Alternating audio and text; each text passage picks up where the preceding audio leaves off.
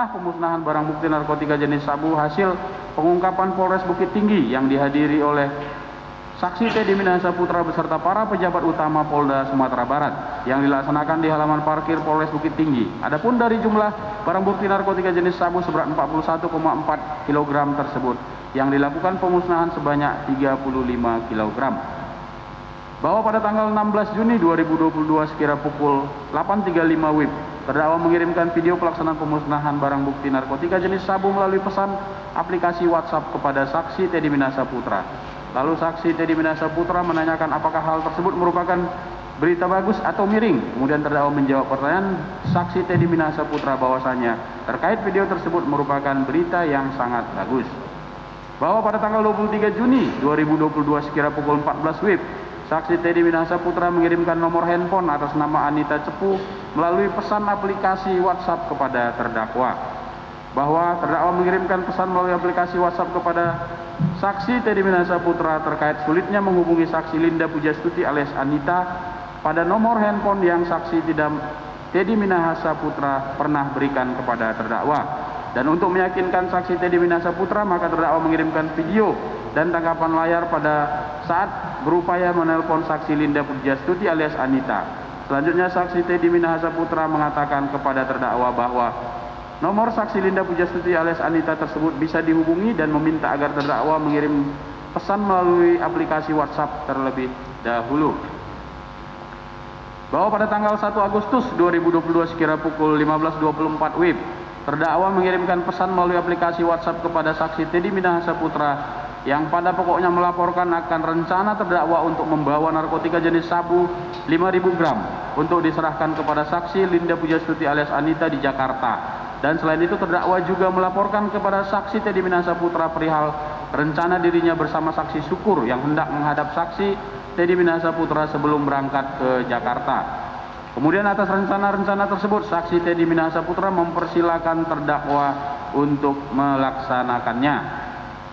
Bahwa pada tanggal 19 September 2022 sekira pukul 12 WIB, terdakwa menghadap Saksi Teddy Minahasa Putra dan melaporkan bahwa terdakwa akan membawa narkotika jenis sabu tersebut ke Jakarta melalui jalur darat untuk langsung diserahkan kepada Saksi Linda Pujastuti alias Anita. Dan pada saat itu Saksi Teddy Minahasa Putra merespon perkataan dari terdakwa dengan cara menawarkan kepada terdakwa untuk kiranya membawa narkotika jenis sabu tersebut dengan menggunakan pesawat bersama dengan Saksi Teddy Minahasa Putra.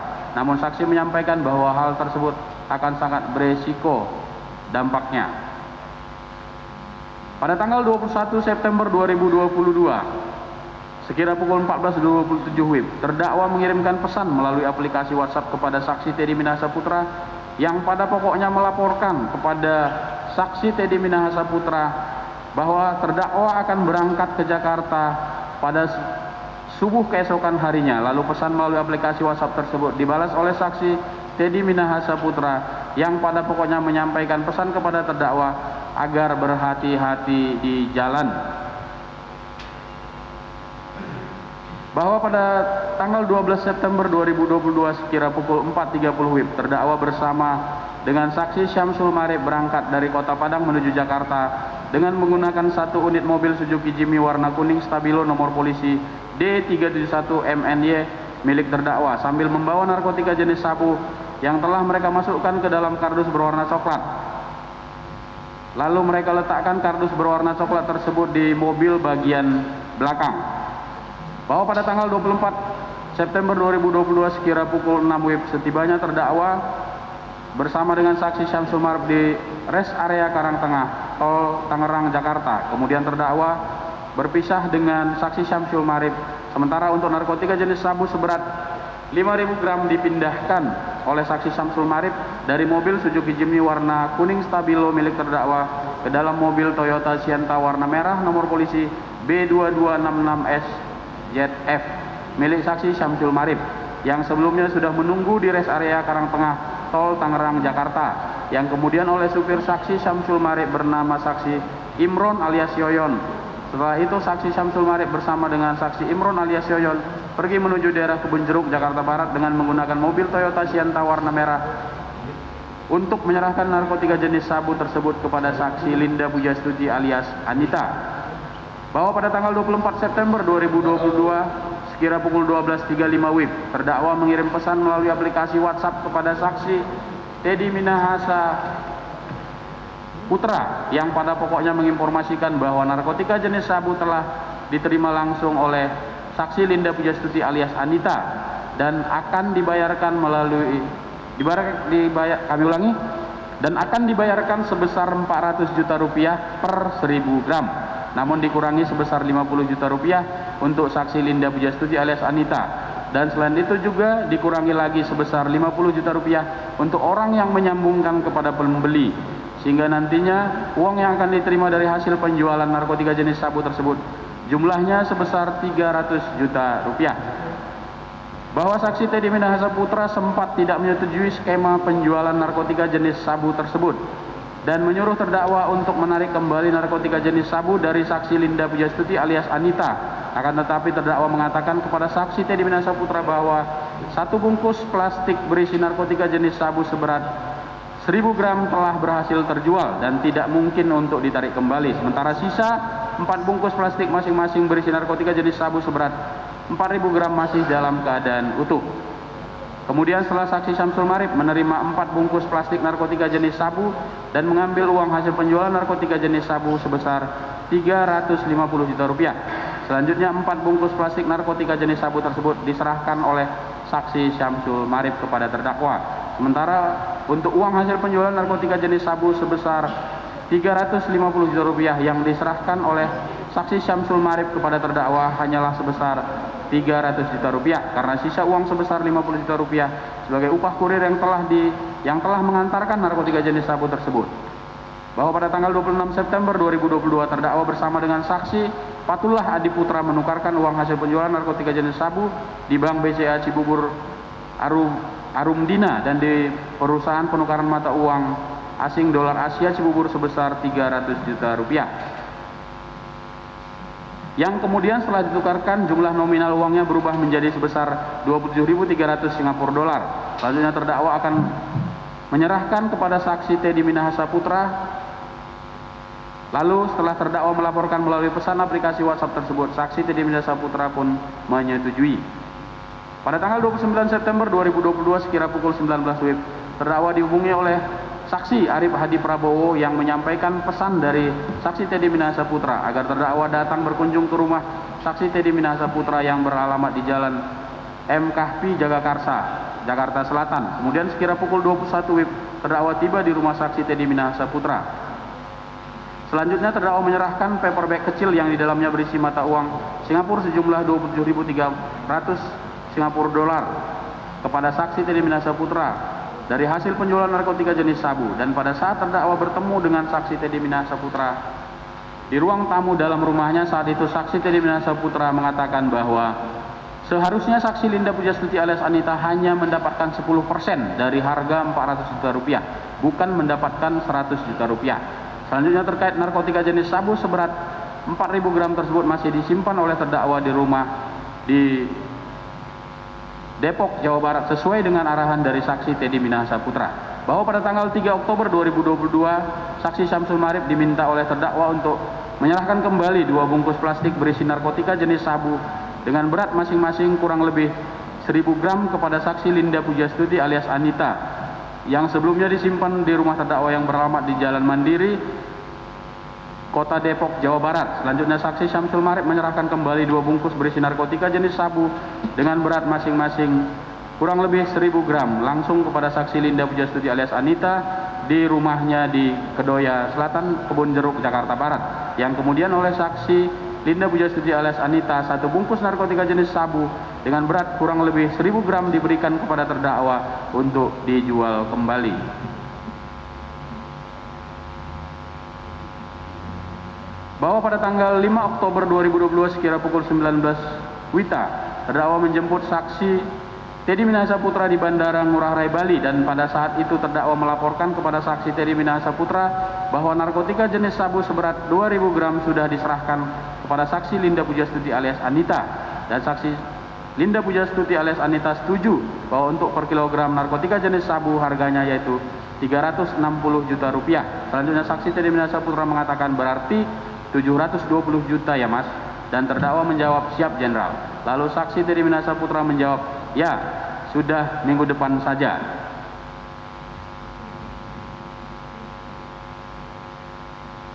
Izin majelis, sebelum dilanjutkan, tadi ada keterangan saksi yang terlewat, Anggapan. belum disampaikan, yaitu nomor 22, keterangan saksi Samsul Ma'arif bin Samsul Bahri di depan persidangan diwasumpah yang pada pokoknya menerangkan sebagai berikut dan seterusnya. Terima kasih. Dilanjutkan majelis.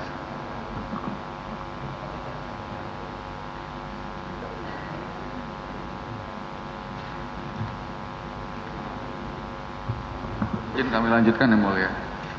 Barang bukti yang diajukan dalam persidangan berupa satu buah tas belanja warna merah, di dalamnya terdapat A. Satu bungkus plastik klip berisi narkotika jenis sabu berat 102 gram bruto. B. Satu bungkus plastik klip berisi narkotika jenis sabu berat 102 gram bruto. C. Satu bungkus plastik klip berisi narkotika jenis sabu berat 101 gram bruto. Satu buah kardus warna coklat yang berisikan A. Satu plastik putih berisikan narkotika jenis sabu dengan berat bruto 984 gram. B. Satu plastik putih berisikan narkotika jenis sabu dengan berat bruto 995 gram. Satu bungkus plastik klip berisi kristal putih narkotika jenis sabu berat bruto 943 gram. Satu buah handphone warna biru merek iPhone dengan nomor 0813 333 02001. Satu unit mobil Avanza warna silver dengan nomor polisi B1488 PFJ. Satu unit mobil Suzuki Jimny warna kuning stabilo nomor polisi D371 MNY berikut kunci dan STNK. Barang bukti tersebut telah disita secara sah menurut hukum, karena itu dapat dipergunakan untuk memperkuat pembuktian. Majelis hakim telah menunjukkan barang bukti tersebut kepada para saksi dan terdakwa, dan yang bersangkutan membenarkannya.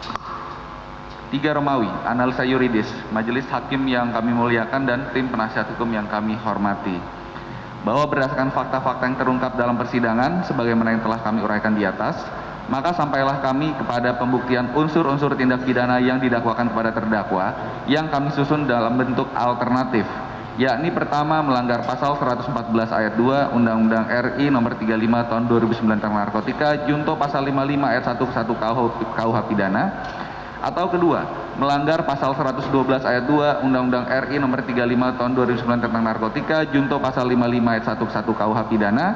Oleh karena itu, penuntut umum akan memilih dakwaan pertama, yakni melanggar pasal 114 ayat 2 Undang-Undang RI nomor 35 tahun 2009 tentang narkotika junto pasal 55 ayat 1 KUH pidana dengan unsur-unsur sebagai berikut.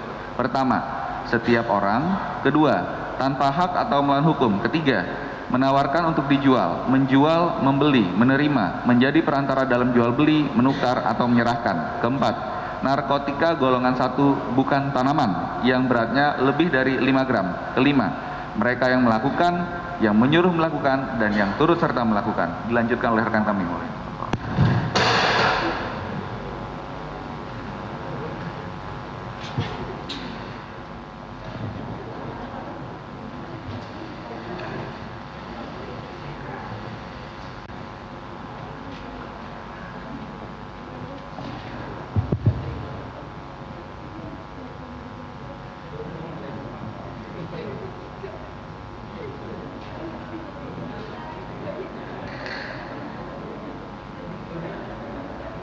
Saya lanjut yang mulia. Sebentar. Nah, oke. Sudah bisa dipergunakan.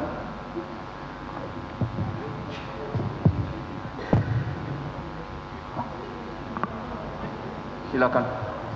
Unsur setiap orang.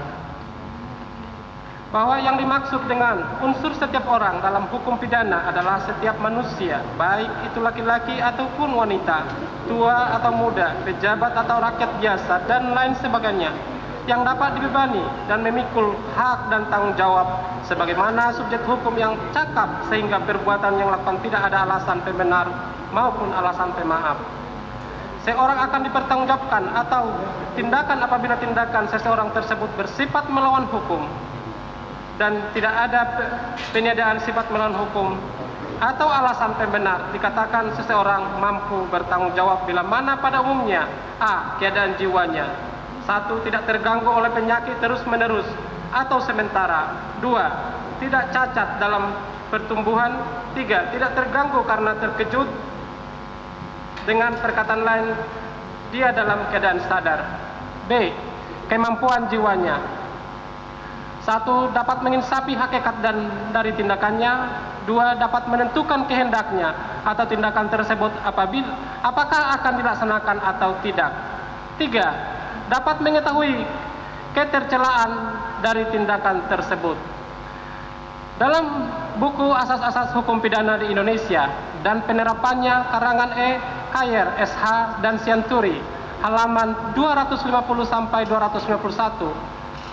Pertanggungjawaban pidana disebut sebagai tort criminal responsibility, criminal liability, bahwa pertanggungjawaban pidana dimaksudkan untuk menentukan apakah seseorang tersangka atau terdakwa dipertanggungjawabkan suatu tindak pidana crime yang terjadi atau tidak, di mana hubungan petindak dengan tindakan ditentukan oleh kemampuan bertanggung jawab dari petindak.